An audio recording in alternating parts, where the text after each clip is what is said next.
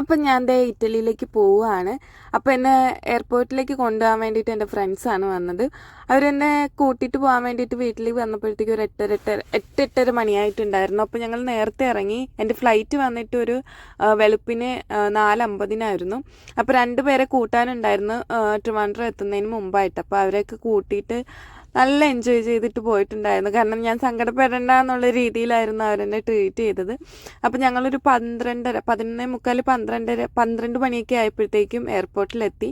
പക്ഷേ എയർപോർട്ടിലെത്തി ഞാൻ അവിടെ ചെന്ന് കഴിഞ്ഞപ്പോഴത്തേക്കും ഒരുപാട് ഡിലേ ഉണ്ടായിരുന്നല്ലോ. മീൻസ് ടൈമിൻ്റെ ഒരു വ്യത്യാസം സമയം ഞാൻ വെറുതെ ഇരിക്കേണ്ടി വന്നു. കാരണം ഇത്രയും നേരത്തെ വരേണ്ടിയിരുന്നില്ല, എയർപോർട്ടിനുള്ളിൽ കയറേണ്ടിയിരുന്നില്ല എന്ന് ചിന്തിച്ചു.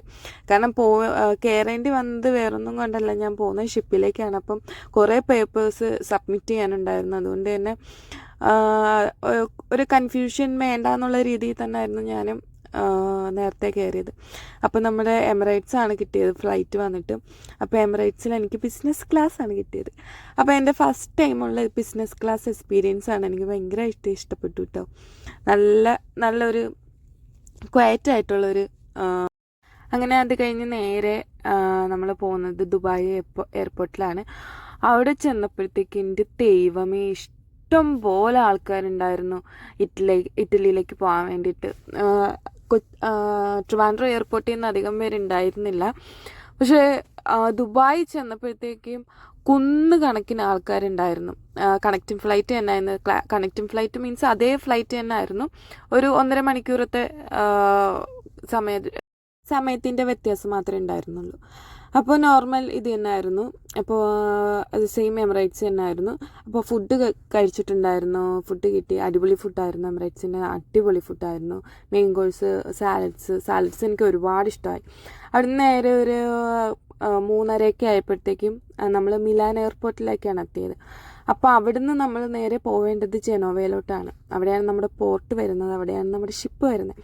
അപ്പോൾ നമ്മളെ കൂട്ടാൻ വേണ്ടിയിട്ട് കുറച്ച് പേര് വന്നിട്ടുണ്ടായിരുന്നു. അപ്പോൾ നമ്മളൊരു 7-8 പേര് പല രാജ്യത്തുനിന്ന് ഉണ്ടായിരുന്നു. അപ്പം ഞങ്ങളെല്ലാവരും കൂടെ അപ്പോൾ പോകുന്നത് ജനോവയിലോട്ടാണ്. ഇവിടുന്ന് ഒരു 2 മണിക്കൂറത്തെ ട്രാവലിംഗ് ഉണ്ട്, 2 മണിക്കൂർ കൂടുതലുണ്ട്. അപ്പോൾ അവിടുന്ന് നേരെ നമ്മൾ ഷിപ്പിലെത്തി, ജനോവ എത്തി.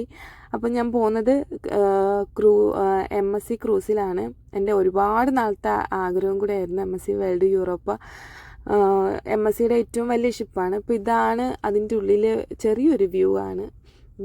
കുറേ ഉണ്ട് ചുറ്റി കാണാൻ വേണ്ടിയിട്ട്. പക്ഷെ ഒന്നും നമുക്ക് കാണാൻ അത്ര സമയമൊന്നും ഉണ്ടാവില്ല. അപ്പോൾ എൻ്റെ വീഡിയോ ഇത്രയേ ഉള്ളൂ. ഇഷ്ടപ്പെട്ടിട്ടുണ്ടെങ്കിൽ ഷെയർ ചെയ്യുക, ലൈക്ക് ചെയ്യുക, കമൻറ്റ് ചെയ്യുക.